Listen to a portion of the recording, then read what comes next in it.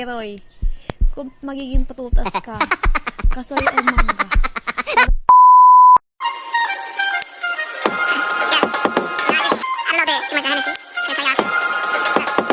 You're so fucking precious when you smile. Hello guys! Welcome back to my channel mga kumare. Don't forget to subscribe and like my videos. So, ito po gagawin ko, Q&A po to. Requested po by Katinggil Kacho.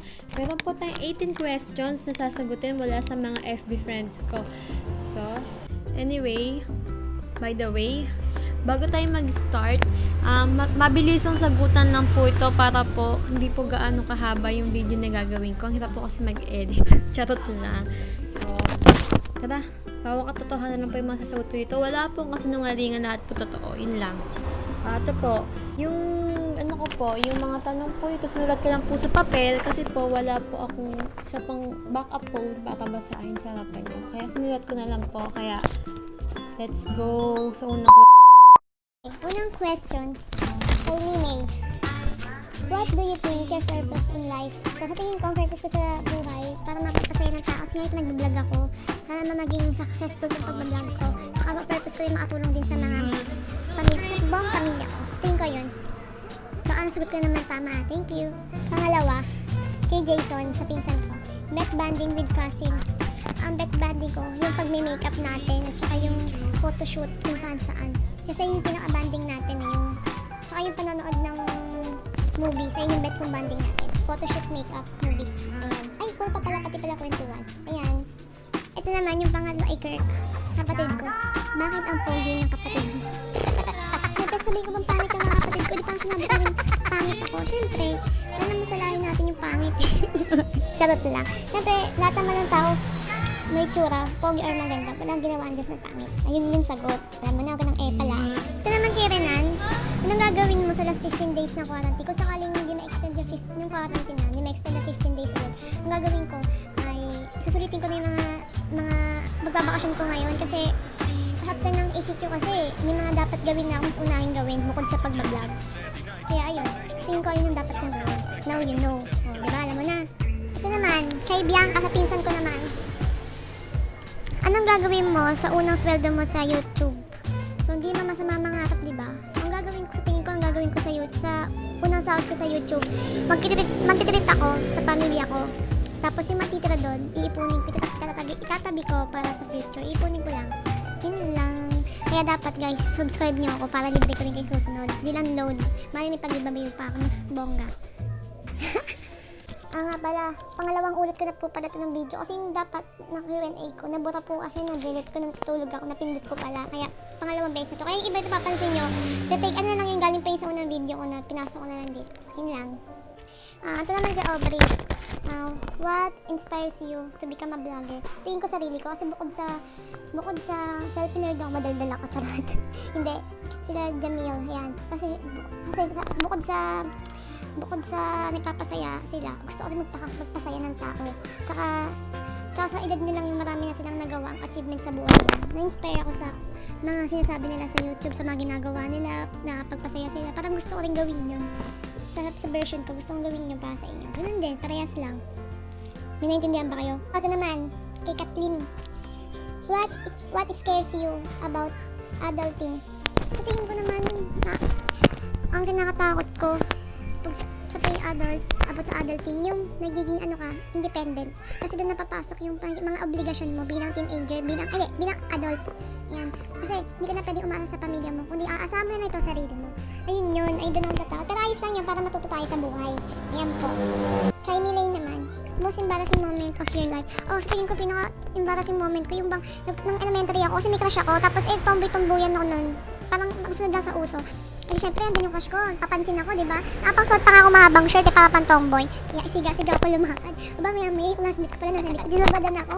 Papansin pa ako. Hindi ko lang gagawin ko yung time na yun. Tinas ko agad yung shirt, kasi takbo ako. Iyak ako sa bahay. Sabi naman, ba't kamiyak? Kasi yung klase, kinabadan ako. Ba't kinabadan? Ewan ko, hindi ko masabi may crush ako. Baka kasi pagalitan na pa sabihin, hindi mo kasi ganyan. Ayun lang, kwento na. Ano naman? Kay Tin, what will be your perfect day? Perfect day ko, sa tingin ko ang perfect day ko, yung bang kompleto yung pamilya ko. Noon. Piling ko yung pinaka-perfect kasi tulad ngayon, hindi na kami kompleto, may mga kanya-kanyang buhay na. Kaya namimiss ko yung dati. Piling ko yung talagang perfect day, yung buhay pa yung mama ko, kompleto kami. Masyado madrama. Naman po, intriga ako kay Ate Zina. At yung tanong niya, seryoso ka ba sa pinsan ko? If yes, rate it from 1 to 100 and tell us why. Yes, seryoso po ako, 101 pa po. Kasi po, di ako papasok sa isang relasyon nang hindi ako seryoso. Tsaka po, ayoko po nang manloko. Para po, kasi niloko ko na rin po ang sarili ko. Tsaka po, masaya po ako sa kanya. Yun po yun. Kaya tingin ko, seryoso din naman po siya sa akin at seryoso ako sa kanya. Yun lang, maging honest na isa't isa. Nang puti intriga. Ito naman po kay Queen.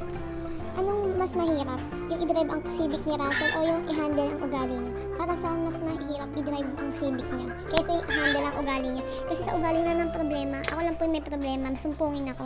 Pero sa ugali, perfect na po siya bilang boyfriend. Kasi po, ano siya, understanding boyfriend. Tapos, hindi mataas ang pride niya, magalang, mabait, magaling makisama. Lahat sa kanya na. Kaya loves ko yan, Nena. May tanong pa kayo, precious. Ito naman, Ate Rio naman, ito isa pa to. Tingin, nakikita mo ba sa hinaharap na si Russell na papakasalan mo o sa tingin mo siya naman forever mo? Lang ang sagot ko dyan. Bago pumasok sa isang relasyon, naisip ko muna na dapat siya na yung last ko. Kasi patanda na kami, hindi na kami pababata. Kaya gusto ko siya na yung last ko. Nakikita ko na rin yun, siya na din. Kaya sana siya din, naisip niya ako na rin yung last. Yun lang. Eto ang gusto kong tanong eh. Si Russell. Nakikilig ako, teka.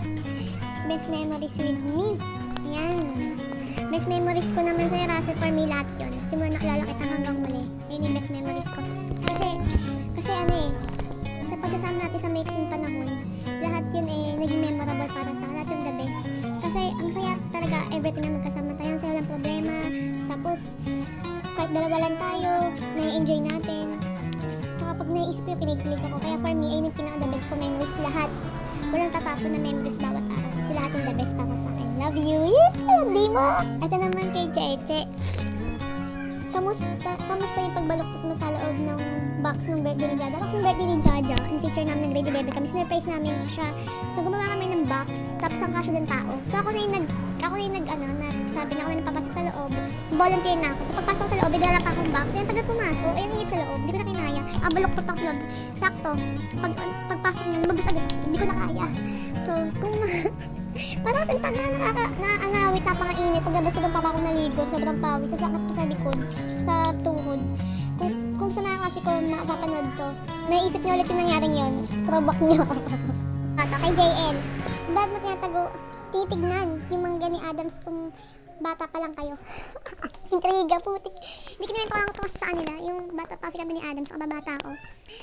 Tumataas kami mahilig sa puno. Mahilig kami tumaas sa puno, yun pala. Mahilig kami tumaas sa puno, tapos, siya lagi pinapauna ko pag tumataas sa puno. Siya hilig niya kasi magsuot ng shirt na maluwag, payat pa siya nun. Hindi ko na-expect na paglingon ko sa taas, may kita ko yung mangga niya. Hinog na. Jap na tayo agad kay Rahal. Payo na sagutin yung tanong ni JL. Natatawa talaga ako. Na-i-imagine ko eh. Yung kay Rahal ka tayo. Paano mo naisuka yung buong isaw at paano mo din ito nalunok ng buo? Hindi kasi yung time na yun kasi. Nagiinom kami. Nagiinom kami mga tropa ko. Broken ako nun. Milig kasi ako sa isaw. Siguro, sa sobrang kasi suga pa ako sa pagkain. Ito din siguro ang time na yun. Nakain ko ng buo yung isaw. Tapos naisuka ko din siya ng buo. Hindi ko alam kung ba't ganon. Siguro kasi hindi ko minuya. Hindi ko rin, kaya susuka ko din siya ng buo. O, yun. Malay ko ba doon? Ito naman, kay Roy. Kung magiging prutas ka, kasoy o mangga. Para sa akin kung magiging prutas o mangga. Kasi, alam ko naman kasi hugis mangga na yung mukha ko. Kaya kung magprutas o mangga, favorite ko rin yung mangga. Kaya mangga na lang. Mangga rin naman yung hugis sa mukha ko. O, diba? Minggomi. Pop ni mo yung grade reset. Charot. Last na question na po. Pinali. Sa apat nito ulit. Mapa-intriga talaga to. Bakit? Sino minahal mo sa mga naging jowa mo bukod kay Kuya Russell? Ito, sagutin ko yan. ito sa akin lang hindi ko kailangan magsabi kung sino pinaminahalik sa mga ex ko. Kasi dapat, kapag ex na, dapat hindi na yung pinag-uusapan. Kasi nga pasispas na, dapat di na kailangan sabihin kung sino pinakaminahal. Kasi alam ko sa lahat, pantay lang yung pantay-pantay. Ang mahalaga yung present, siya yung mahal ko ngayon. Yun lang. So ayun nga, tapos na po tayo. Sana naman po nasagot ko po yung mga tanong na pinagawa. Mga tanong nyo na maayos, sana po nasagot ko po yun. Pasensya na po kung medyo may kulang. Kasi yung iba kasi puro kalokohan lang naman. Kaya din ako na lang sa kwento yung iba. Tsaka nga po pala, kung meron po kayong papagawa sa next vlog ko po, comment nyo na lang po sana. Tapos, gagawin ko na lang po, tulad po ni Bianca, nag-suggest po na nakaraan ng vlog, which is yung powder challenge po. Tapos ito naman ngayon, yung kay Kat, suggest niya po to. Kayo rin po mag-suggest kung meron po kayong idea dyan. Yun lang po. Sana po i-follow nyo po ako sa aking IG, tapos sa aking TikTok, tsaka sa aking Twitter. Ang dami na, diba? Thank you po sa panonood. Yun lang. Don't forget to subscribe po ulit. It's your girl, MJ. Babush!